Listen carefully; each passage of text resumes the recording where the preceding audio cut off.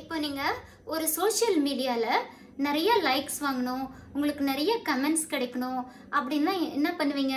ஒன்று உங்களோட talent express பண்ணுவீங்க, இல்லைன்னா பப்ளிக்கு பிடிச்ச கண்டென்ட் பேசுவீங்க, அப்படிதானுங்க? ஆனால் உங்களோட பெருமையெல்லாம் சொல்லி சொல்லி மற்றவங்கள ஹர்ட் பண்ணி ஒரு லைக்ஸ் கமெண்ட்ஸ்லாம் வாங்குறது நல்லா இருக்குமா?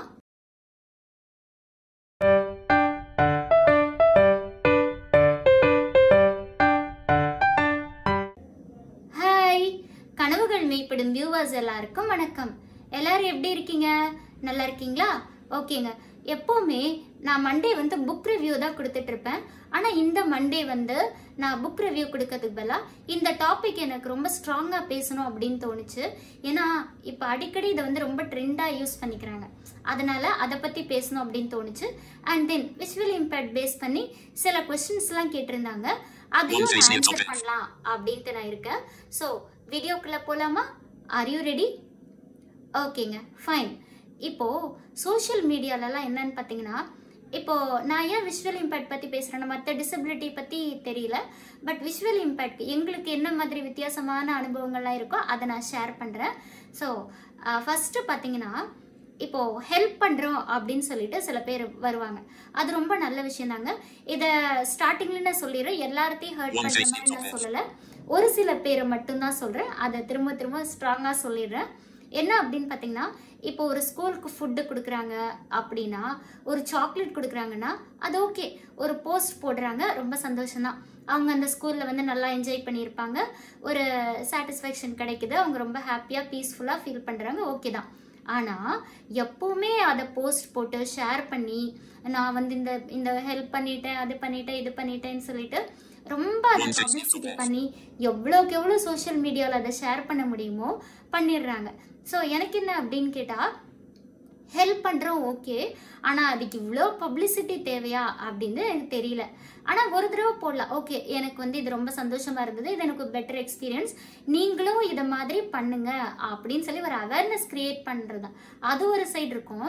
ஆனால் ஒரு பெருமையை தேடிக்கிறதுக்காகவே பண்ணுறாங்க அப்படின்னும் போது அது நல்லா இருக்குமா அப்படின்னு எனக்கு தெரியல.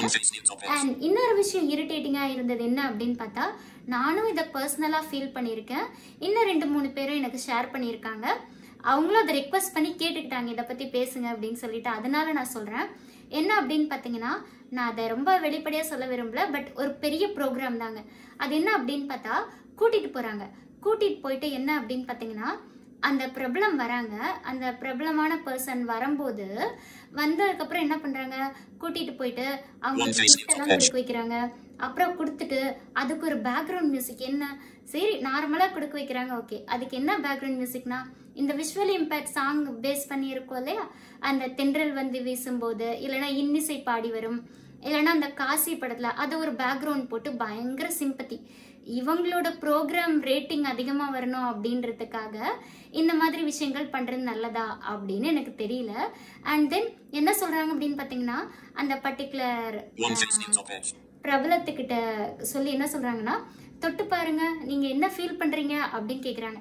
இதை தொட்டு பார்க்கறதுக்கு அப்படின்லாம் ஒண்ணுமே இல்லை, அதான் வாய்ஸ் தெரியுது, இவங்க இப்படி இப்படி நேச்சர் நல்லாவே தெரியும், இவ்வளோ சிம்பத்தி கிரியேட் பண்ணி உங்க ப்ரோக்ராமை ஹிட் பண்ணணுமா அப்படின்னு எனக்கு ஒரு டவுட் இருக்கு. ஸோ இதை நானுமே பர்சனலாக ஃபீல் பண்ணியிருக்கேன். எனக்கு ரொம்ப இரிட்டேட் ஆகி, ஐயையோ இனிமேட்டு இந்த மாதிரி ப்ரோக்ராம்க்கெல்லாம் வரவே கூடாது அப்படின்ற மாதிரிலாம் எனக்கு தோணியிருக்கு. அண்ட் தென் இந்த மாதிரி விஷயம் வேணாமே அப்படின்னு தோணுது. அண்ட் தென் இன்னொன்று என்ன அப்படின்னு பார்த்தீங்கன்னா, இந்த மாதிரி விஷுவல் இம்பேக்ட்லாம் அவங்களுக்கு சப்ஜெக்ட் நாலேஜ் கம்மியாக இருக்கும் அப்படின்னு சொல்கிறாங்க. எப்படிங்க அந்த சப்ஜெக்ட் நாலேஜ் கம்மியாக இருக்கும், உங்களை மாதிரி தான் படித்து வரோம் என்ன அப்படின்னு வெளியிலலாம் சொல்லிக்கிறாங்க அப்படின்னு பார்த்தா, ஏன் நானே லைவாக இதை கேட்டிருக்கேன். என்னன்னா, ஐயோ நாளைக்கு இவங்களுக்கு எக்ஸாம் எழுத போகணும் விஷுவல் இம்பேக்ட்க்கு, இவங்களாம் சரியாகவே படிச்சிருக்க மாட்டாங்க அப்படின்னு சொல்லி ஒரு இது சொல்கிறாங்க. இவங்களுக்கெல்லாம் ஹெல்ப் பண்ணணும், நம்ம தான் படிச்சுட்டு போகணும், இவங்களுக்கு சப்ஜெக்ட் நாலேஜ் கிடையாது, ஜாபுக்கு வந்தாலும் அதே மித்து தான் சுற்றிட்டு இருக்கு. இது என்ன அப்படின்னு கேட்டால் எனக்கு என்ன கொஸ்டின்னா, இப்போ நார்மல் பர்சன்ஸ்கிட்டையுமே என்னன்னு பார்த்தீங்கன்னா கொஞ்சம் நல்லா படிப்பாங்க, டேலண்ட் கம்மியாக இருக்கும், அதே மாதிரி தான் இந்த சொசைட்டில இருக்கும். ஸோ ஒட்டு மொத்தமாக எல்லாருமே இப்படி தான் இருப்பாங்க அப்படின்னு ஒரு விஷயத்துக்குள்ளே கொண்டு வர வேண்டாம் அப்படின்னு எனக்கு ஒரு விஷயம் தோணுச்சு, அதையும் சொல்லிக்கிறேன். ஸோ எல்லா விஷுவல் இம்பேர்டுமே சப்ஜெக்ட் நாலேஜ் கம்மியாக தான் இருப்பாங்க அப்படின்லாம் நம்ம சொல்லிக்க முடியாது. அண்ட் தென் என்கிட்ட 2 கொஸ்டின்ஸ் கேட்டாங்க அப்படின்னு நான் சொன்னேன்ல, என்ன அப்படின்னு பார்த்தீங்கன்னா, உங்களுக்குன்னு தனியாக மொபைல் அண்ட் தனியாக லேப்டாப் இருக்குமா, உங்களுக்குன்னு ஸ்பெஷலாக பண்ணுவாங்களா அப்படின்னு கேட்குறாங்க. அப்படிலாம் கிடையாதுங்க. எங்களுக்குன்னு தனி லேப்டாப், எங்களுக்குன்னு தனி மொபைல்லாம் கிடையாது.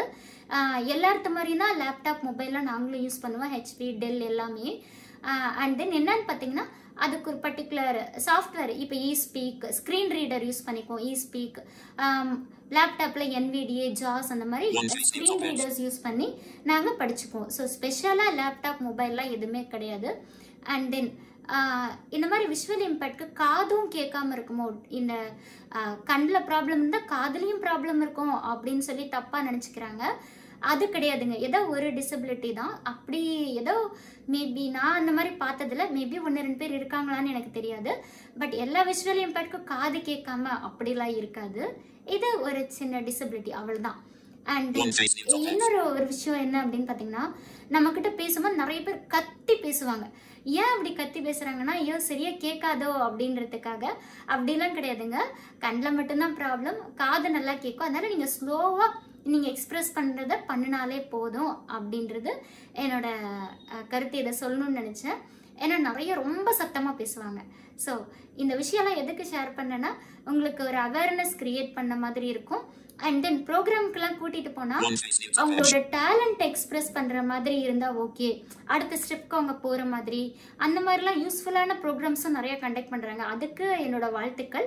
பட் இந்த உங்களோட ப்ரோக்ராம் ரேட்டிங் வரணுன்றதுக்காக இந்த சிம்பத்தட்டிக்காக ஒரு விஷயத்தை க்ரியேட் பண்ணுனா அது நல்லா இருக்குமா, செலிப்ரிட்டிஸ் முன்னாடியெல்லாம் அப்படின்னு சொல்லிட்டு எனக்கு ஒரு இதை சொல்லணும் அப்படின்னு ஸ்ட்ராங்காக தோணுச்சு. யாருக்காவது ஹர்ட்டாக இருந்தால் மன்னிச்சிருங்க.